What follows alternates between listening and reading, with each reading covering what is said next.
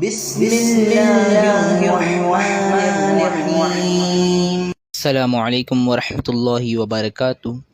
الحمد للہ رب العالمین والصلاة والسلام علی سید المرسلین، اما بعد فاعوذ باللہ من الشیطان الرجیم، بسم اللہ الرحمن الرحیم۔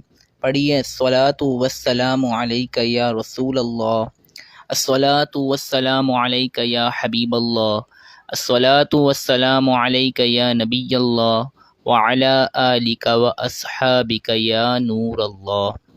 تو آج کے درس میں ہم خلاصۃ النحو کا پہلا سبق لفظ اور اس کی اقسام کے بارے میں پڑھیں گے۔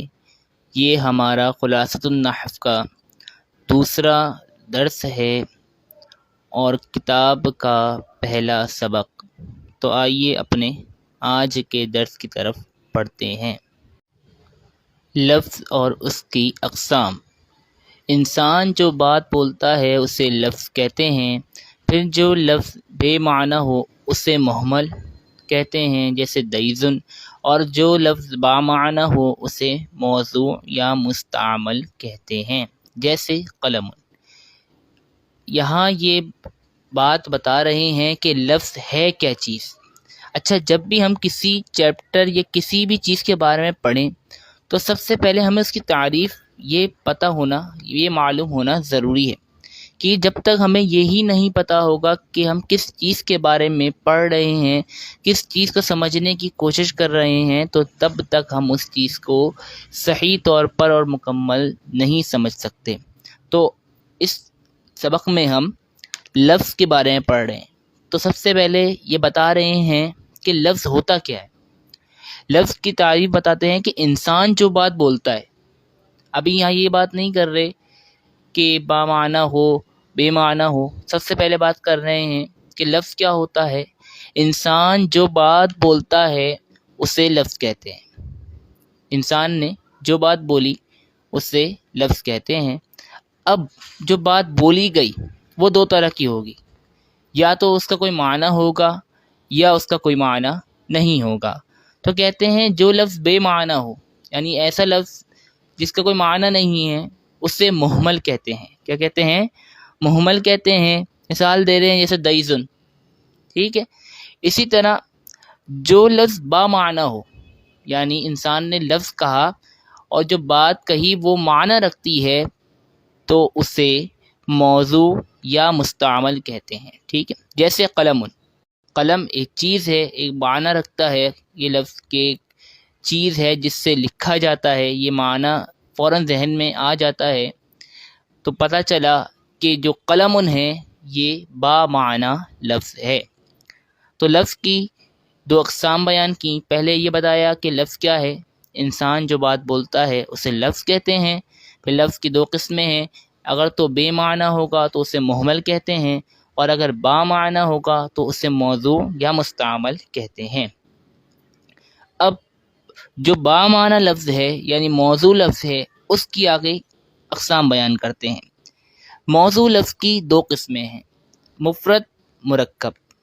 اکیلے موضوع لفظ کو مفرد یا کلمہ کہتے ہیں جیسے جمل، اور ایک سے زائد موضوع الفاظ کے مجموعے کو مرکب کہتے ہیں جیسے لیلۃ القدر زید جالس فی المسجد۔ اب یہ بات ہم سمجھتے ہیں۔ موضوع لفظ ہم نے پہلے جانا کہ انسان نے جو بات کہی وہ با معنی ہو تو وہ موضوع کہلاتی ہے اور مستعمل کہلاتی ہے۔ اب موضوع لفظ، با معنی لفظ کی دو قسمیں بیان کی، مفرد یا مرکب۔ اگر تو وہ لفظ موضوع لفظ جس کا معنی ہے با معنی لفظ اکیلا ہو، یعنی اکیلے ہو، ایک ہو، تو وہ مفرد یا کلمہ کہلاتا ہے۔ جیسے جمل، اونٹ۔ اب اونٹ یہ با معنی لفظ ہے اور ہے کیا؟ اکیلا ہے، اس کے ساتھ جمع نہیں ہے، ایک سے زائد نہیں ہے، تو یہ کیا ہے؟ موضوع ہے اور مفرد ہے۔ موضوع ہے، اور موضوع کی کون سی قسم ہے؟ مفرد، اور اس مفرد کو کلمہ بھی کہتے ہیں۔ ہم نے جب پچھلے درس میں نحو کے موضوع ہم پڑھ رہے تھے تو ہم نے پڑھا تھا اس ان کا موضوع کلمہ اور کلام ہے، تو میں نے آپ کو عرض کی تھی کہ آگے جو اسباق آئیں گے اس میں ہم کلمہ اور کلام کی تعریف جان لیں گے۔ تو ابھی ہم نے کلمہ کے بارے میں پڑھ لیا کہ کلمہ کیا ہوتا ہے، اکیلا با معنی یعنی موضوع لفظ یہ مفرد یا کلمہ کہلاتا ہے، جیسے جمل، ٹھیک ہے، یہ ہم نے سمجھ لیا کہ موضوع لفظ اکیلے ہو تو وہ مفرد یا کلمہ ہوتا ہے، اور اگر موضوع لفظ ہے یعنی با معنی لفظ ہے اور ایک سے زائد ہے، 2 ہے، 3 ہے، 4 ہے، ایک سے زائد ہے تو اسے مرکب کہتے ہیں۔ اور یہاں بھی یہ بات کہتے ہیں کہ ایک سے زائد موضوع الفاظ کے مجموعے کو کیا کہتے ہیں؟ مرکب۔ جیسے لیلۃ القدری، اب یہ با معنی بھی ہے اور یہ ایک سے زائد الفاظ کا مجموعہ ہے، تو یہ کیا ہوا؟ مرکب۔ اسی زید جالس فی المسجد، یہ بھی با معنی ہے یعنی موضوع ہے اور ایک سے زائد الفاظ کا مجموعہ ہے تو کیا ہے؟ مرکب۔ یہاں تک بات کلیئر ہو گئی۔ اب اس کے آگے بات کرتے ہیں کہ مرکب جو ہے اس کی 2 قسمیں ہیں۔ کتنی قسمیں ہیں؟ 2۔ پہلے ہم نے پڑھا کہ مرکب کیا ہوتا ہے۔ مرکب وہ ہوتا ہے جو ایک سے زائد موضوع الفاظ کا مجموعہ ہو، اور ہم نے یہی پڑھا کہ موضوع کیا ہوتا ہے؟ با معنی لفظ، اور ہم نے یہ بھی پڑھا کہ لفظ کیا ہوتا ہے؟ انسان جو بات بولتا ہے۔ اب اس کو ایک سینیریو میں لے کے چلتے ہیں، سیدھا لے کے چلتے ہیں۔ جو انسان جو بات بولتا ہے وہ لفظ ہے، پھر وہ لفظ با معنی ہو تو موضوع ہے، موضوع اگر اکیلا ہو تو مفرد ہے، ایک سے زائد الفاظ کے مجموعہ ہو تو مرکب ہے۔ اب یہاں بیان کرتے ہیں کہ مرکب کی 2 قسمیں ہیں۔ کتنی قسمیں ہیں؟ مرکب کی 2 قسمیں ہیں، ناقص، نمبر 2 تام۔ ناقص کیا ہے؟ جس مرکب میں بات مکمل نہ ہو اسے مرکب ناقص یا مرکب غیر مفید کہتے ہیں، جیسے ماء البحری ولد صغیر۔ اب اس کو تعریف کو سمجھ لیتے ہیں۔ جس مرکب میں، ٹھیک ہے، مرکب ہم نے جان لیا کیا ہوتا ہے، جس مرکب میں بات مکمل نہ ہو۔ یہاں یہ نہیں کہہ رہے کہ بے معنی ہے، کہہ رہے معنی تو ہے لیکن بات مکمل سمجھ نہیں آ رہی۔ ایسا جملہ ہے کہ اس میں بات مکمل سمجھ نہیں آ رہی تو اس کو کیا کہیں گے؟ مرکب ناقص یا مرکب غیر مفید۔ جیسے ماء البحری، سمندر کا پانی۔ اب سمندر کا پانی کیا؟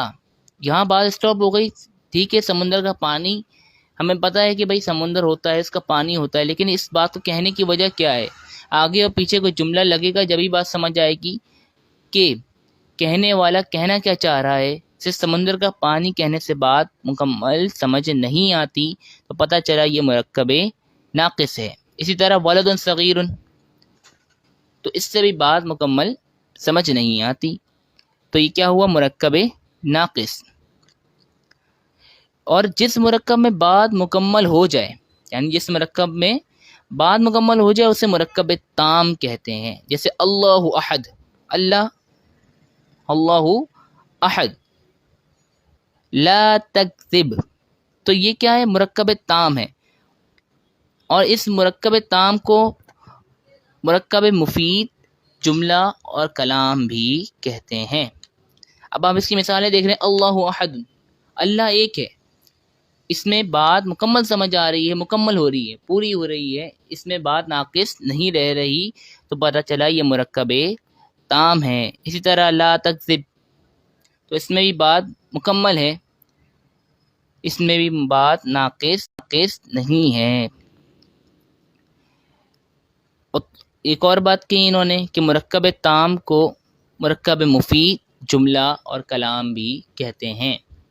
تو ہم نے یہاں تک یہ جانا کہ کلمہ کیا ہوتا ہے، کلام کیا ہوتا ہے۔ کلمہ ہم نے جان لیا کہ اکیلے موضوع لفظ کو کلمہ کہتے ہیں، مفرد کہتے ہیں، اور کلام کسے کہتے ہیں کہ جس مرکب میں بات مکمل سمجھ آ جائے وہ کلام ہوتا ہے، اور اسی کو جملہ بھی کہتے ہیں، اسی کو مرکب تام بھی کہتے ہیں۔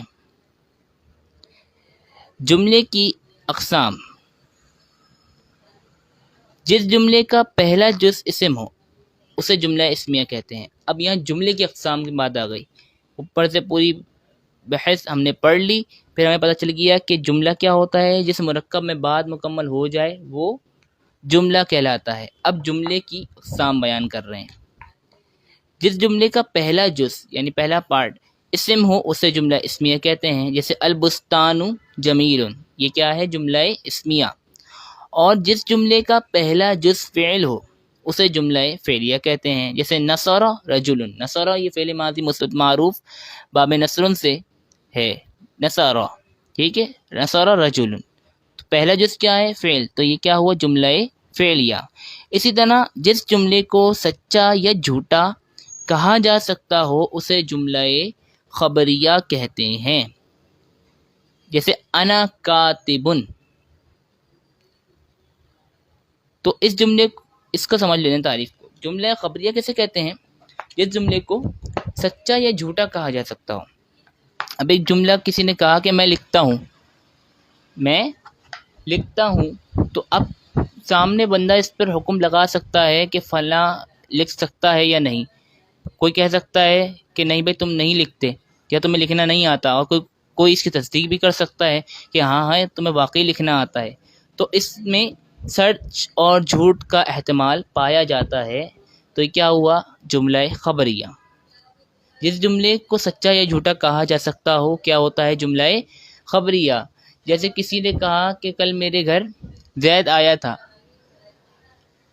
تو برابر میں بیٹھے شخص جو اس کے ساتھ کل گھر پہ موجود تھا اس نے کہہ دیا کہ نہیں نہیں یہ تو جھوٹ بول رہا ہے، زید تو نہیں آیا تھا۔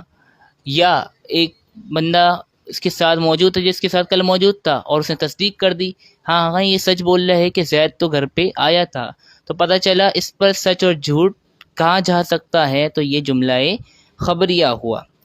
اب جس جملے کو سچا یا جھوٹا نہ کہا جا سکتا ہو اس کو کیا کہیں گے؟ جس جملے کو سچا یا جھوٹا نہیں کہا جا سکتا ہو وہ جملہ انشائیہ کہلاتا ہے۔ جیسے یہاں مثال دی ہوئی انہوں نے انصر، مدد کر، تو اب کسی کو حکم دیا جا رہا ہے کسی بھی کام کا، ایسے تم لکھو، تم مدد کرو، تو اب اس میں سچے اور جھوٹ کا احتمال نہیں بچتا کہ اگر کسی نے کہا کہ انصر تم مدد کرو، اور اگر وہ سامنے سے کہے نہیں نہیں تم جھوٹ بول رہے ہو، تو یہ اس کا کوئی معنی نہیں ہوا، اس کا کوئی محل نہیں ہوا یہ بولنے کا، اور یہاں سچ اور جھوٹ کی بات ہی نہیں آتی، کیونکہ وہ ایک بندہ حکم کر رہا ہے، تو اس میں سچ اور جھوٹ کا معنی بنتا ہی نہیں، تو پتہ چلا یہ جملہ انشائیہ ہے۔ اسی طرح کوئی دعا کر رہا ہو، کوئی التجا کر رہا ہو، کوئی تمنا کر رہا ہو، تو یہ سب بھی انشائیہ کی اقسام میں آتا ہے۔ تو آج کے درس میں ہم نے جو پڑھا اس کا ایک بار خلاصہ بھی سماعت فرماتے ہیں کہ انسان جو بات بولتا ہے اسے لفظ کہتے ہیں، پھر وہ جو بات کہی گئی دو چیزوں سے خالی نہیں ہوگی، یا تو بے معنی ہوگی یعنی اس کا کوئی معنی نہیں ہوگا، یا تو با معنی ہوگی جس کا کوئی معنی ہوگا۔ اگر تو بے معنی ہے اسے محمل کہتے ہیں، اور اگر با معنی ہے اسے موضوع یا مستعمل کہتے ہیں۔ پھر اسی طرح موضوع کی دو قسمیں بیان ہوئی، مفرد اور مرکب۔ اکیلا موضوع لفظ ہو تو اسے مفرد یا کلمہ کہتے ہیں، اور ایک سے زائد موضوع الفاظ کا مجموعہ ہو تو اسے مرکب کہتے ہیں۔ پھر مرکب کی دو اقسام بیان کی کہ مرکب ناقص اور مرکب تام۔ جس مرکب میں بات مکمل نہ ہو اسے مرکب ناقص یا مرکب غیر مفید کہتے ہیں، جیسے ماء البحر ولد صغیر، سمندر کا پانی چھوٹا بچہ۔ اسی طرح جس مرکب میں بات مکمل ہو جائے اسے مرکب تام کہتے ہیں، اور اسی مرکب تام کو مرکب مفید جملہ اور کلام بھی ہیں، جیسے اللہ احد، اور انہوں نے مثال دی ہوئی لا تکذب۔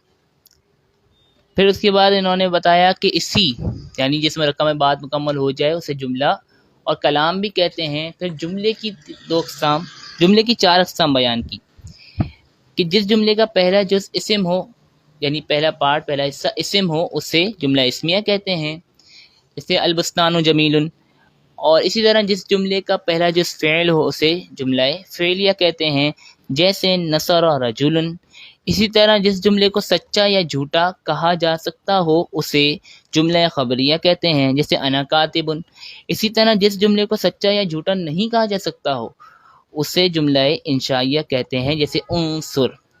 تو آج کا ہمارا جو سبق تھا، ہمارا جو درس تھا، یہیں اختتام پذیر ہوتا ہے۔ اللہ پاک ہمیں علم دین حاصل کرنے کی توفیق و سعادت عطا فرمائے۔ اللہم آمین۔ السلام علیکم ورحمۃ اللہ وبرکاتہ۔